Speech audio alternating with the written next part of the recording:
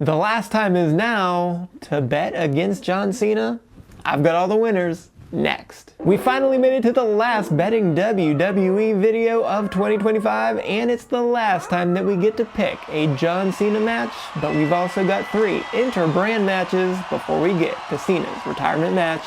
So let's get to the recap, and it was our second straight perfect set of picks and 5th since BackLash, as we went 4-0 at Survivor Series War Games, including going 4-0 in picking those War Games matches over 2 years, and that takes us up to 54-10 for 84.38% winning percentage post-Mania and a 116-25 record since the start of this channel for an 82.27% winning percentage. So let's see if we can end the year with our 3rd straight 4-0. But before we get to our picks, let's start with the history, as we always do, as this is the 42nd Saturday Night's main event, which means we now have more Saturday Night's main events than WrestleMania's. And this is the 6th Saturday Night's main event in the new era, and in our first 5, we had 3 underdogs winning, with 2 of them on Saturday Night's main event number 40, including that controversial Seth Rollins knee injury. That does mean we've had less than 1 per show, and only 2 shows with an underdog win, with the first being that very terrible referee stoppage that allowed Braun Strowman to pick up a terrible win against Jacob Fatu. Now we have no title matches here, so there's not really that much we can discuss from the distant past, but we are out of our element here with 3 of the 4 matches being inter-brand matches between the main roster and NXT. I'm not even sure if it's worth bringing up, but the only PLE that I could think of with these inter-brand matches being truly a thing was in 2019 at Survivor Series that featured all 3 brands, so counting the pre-show, NXT actually won 4 of the 7 inter-brand matches, with SmackDown winning 2 and Raw winning just 1. And at least back then, I guess NXT was positioned to look strong, so will that carry over at all here? After all, this is a glorified house show. So let's start with these inter-brand matchups, and first we'll do the champion versus champion match that is not for any title, between the undisputed WWE champion Cody Rhodes at -275 taking on the brand new NXT champion Femi at +185. So why Cody Rhodes? Why Cody Rhodes? Because he is our QB1 and he is our WWE leader and probably going on to main event WrestleMania yet again. And so you're just gonna have him lose to someone from NXT?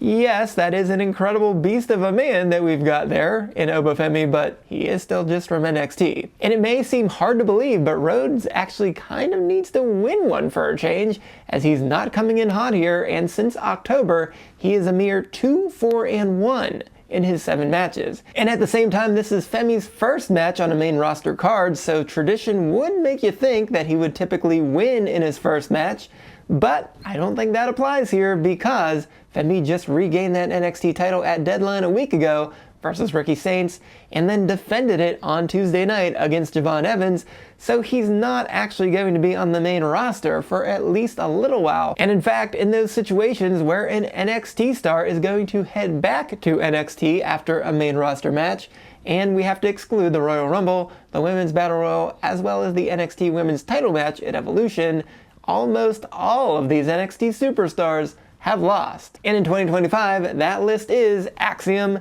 Nathan Frazier, Stephanie Vauquer, technically Julia, Ruca, and Zarya. They all lost that first match on the main roster in 2025, while only Roxanne Perez ended up winning her first main roster match of 2025, and even then, Roxanne ended up going 2-5 in main roster matches before she was officially added to the main roster. So recent precedent is not really on Femi's side here. But our main theme of the evening is protect the belt, because even though there are 2 men wearing titles here, it is safe to say that the undisputed WWE Championship has a bit more of a reputation to uphold than the NXT Championship. But why could Femi win here? Well, if you want to prove that a man is ready for the big time, well, then look no further than beating your undisputed WWE champion in your first match on the main roster. And no doubt the ruler looks the part, as it would be incredibly believable that he could beat any man on the planet, let alone in WWE. And there would also at least be some poetic justice on a night where John Cena is having his last match that we can harken back to his rivalry that sparked Kevin Owens' career on the main roster when KO got his first win versus Cena at the Elimination Chamber in 2015. Since this is before SmackDown, we don't yet know if Aldis is actually going to unsuspend Drew McIntyre. That could possibly lead to McIntyre destroying Rhodes on SmackDown ahead of this bout, or simply interfering during it, as this would easily cost Rhodes a win in this glorified house show. As a word of caution, I simply think it would be unwise to bet large on any of these inter-brand matches, as we have no stories at all to give us any context clues to choose our winners.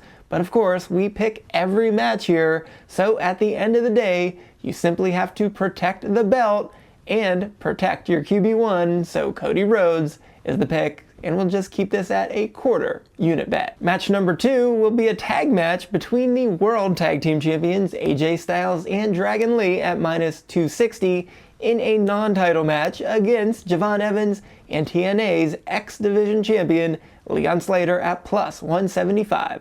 So why Styles and Lee? Well, like the last match, you simply have to protect the belts, and Styles and Lee have been good fighting champions since winning the titles on October 17th, beating the Judgment Day 2 times, and then also beating the New Day and the War Raiders the last 2 weeks on Raw to give them an overall impressive 5-1 record in tag matches. And did you see that double stomp into the Styles Clash 2 weeks ago? Yeah, that was one of the most impressive team moves in recent memory, so they may be a team with a little bit of a shelf life with AJ Styles retiring in 2026, but they are a lot of fun right now. Further, Javon Evans is probably still tied up in the championship feud following his Iron Survivor win, and then a very controversial loss to Femi on NXT this week when Ricky Saints yanked his legs out of the ring to prevent him from winning that match. So we have to think we're getting ready for a triple threat title match at New Year's Evil. So he's not coming to the main roster just yet following this match. And on top of that, Leon Slater is not even on the WWE roster at all, as he of course is still in TNA. And reports are indicating that he is signed with TNA through at least the fall of 2026. So let's face it, these two guys fight each other just as much as they team together, as they have been in tag team matches 4 times, and they've also fought each other 3 times as opponents. And with their most recent match just being last week at Deadline in the Iron Survivor match, well, they might just not be on the same page. And when they got their one NXT title match a month ago, they lost to Dark State. So it really would be something for them to lose that match and then beat the main roster champions so soon thereafter. And even though both men appear to be the future of WWE, both of them have business outside of WWE's main roster for a while. And a win here would seemingly earn them an actual title shot in a rematch, but it is safe to say that this men's division on Raw is now set to embark on a journey involving the New Day and the Usos. So a win here would just put a crank into those plans. So why Evans and Slater? I mean, have you seen just how exciting, athletic, and yes, bouncy these two are? And if any match really has the chance to steal a show, and if you want to signal to the world who the future of the WWE is, having these two guys win is a low-stakes way to do exactly that. And I do think the young OG could stand to get some momentum back following his loss on Tuesday, so it can't be completely ruled out.